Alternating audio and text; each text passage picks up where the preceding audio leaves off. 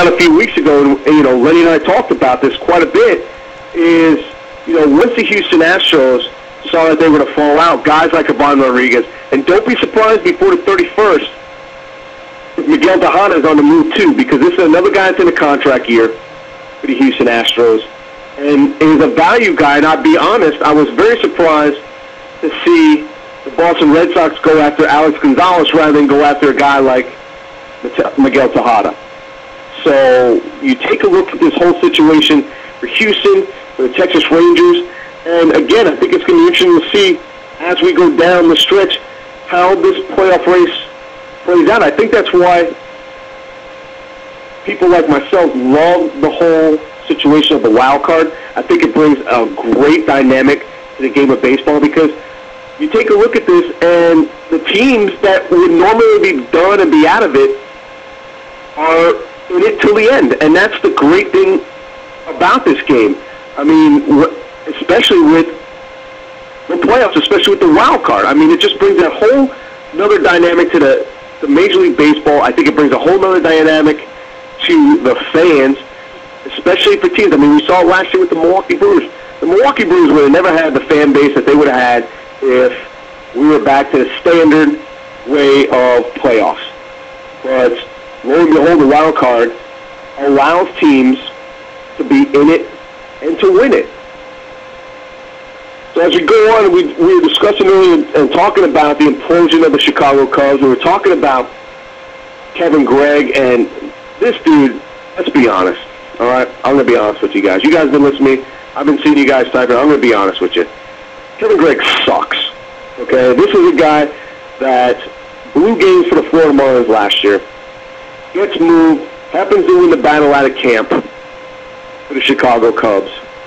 And granted, he had a nice little stretch, but this is a guy, and again, I'm talking the scouts, doesn't have that mentality, doesn't have that persona of an actual closer. And, if you've listened to Lenny long enough for the 3-4 years that Lenny's been doing podcasts here, the makeup of the closer is huge.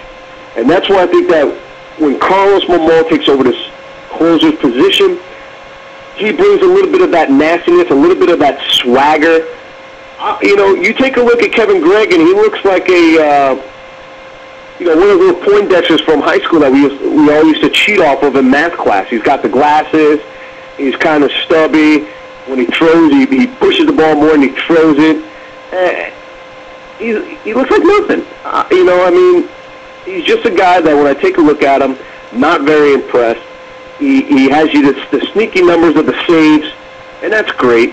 But like I said, I like Momo a little bit more, and you guys are calling him cardiac arrest on the mound. You know what? I think now that he knows that he's got the job, I think that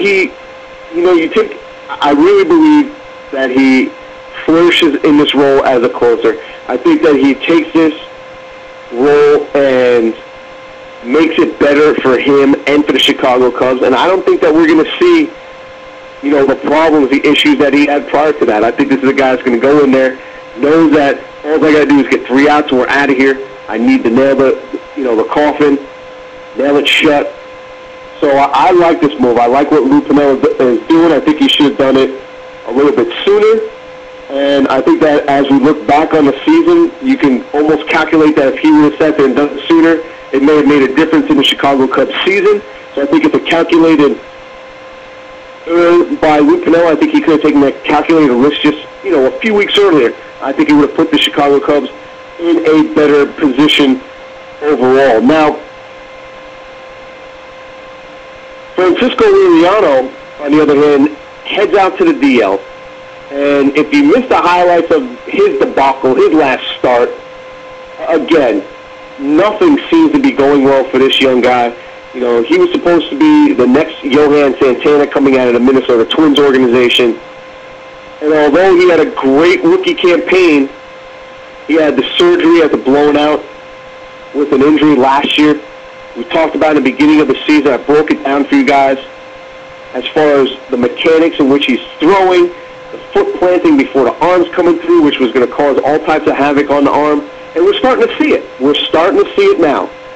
And it's a shame. I hate to see a guy that has tremendous talent like this end up where he is on the DL. But, the Twins are making a bold move right now because they're in the chase for the wild card as well. And they're making a calculated risk type of move, bringing up Met reject Philip Humber from AAA, who's had a disastrous AAA, had a disastrous time when he came up to the majors. But they're willing to take the risk because right now Nelson Liriano's not getting the job done. And he's a guy, frankly, that every time he takes the mound, you're thinking more along the lines that he's going to lose the game for you rather than win it. So now you see the Minnesota Twins have to make drastic changes to their starting rotation. And bringing up a kid like Philip Humber, I'll be honest, it scares me. I don't like the move at all. He's 7-7 at AAA with a 5.28 ERA. He's given up 13 home runs. He almost has a 2-to-1 strikeout to walk ratio. He's given up more hits than innings pitched. And this is at the AAA level. This is a kid that when you talk to scouts and you take a look at the numbers, his strikeouts there, his efficiency's there, but it's always been his control. His control has always been a problem for him.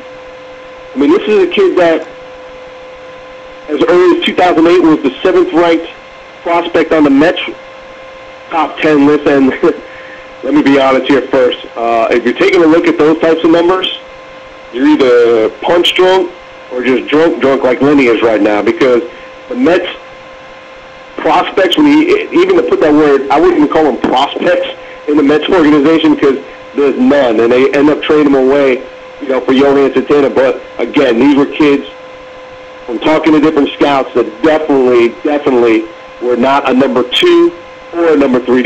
Everyone that they gave up was either a 4 or 5. Now, you even take a look at a guy like Carlos Gomez. This was supposed to be, the Jose Reyes type in the outfield. He still hasn't panned out. They're starting more Denard Span than a Carlos Gomez there in Minnesota. So, great move by the New York Mets. And let's be honest, the Mets prospects, quote-unquote prospects, get more hype, similar to what the Yankee prospects get, Austin Jackson and Fernando Martinez. But, these kids that are in this Met and Yankee organization aren't as good as some of these other profile players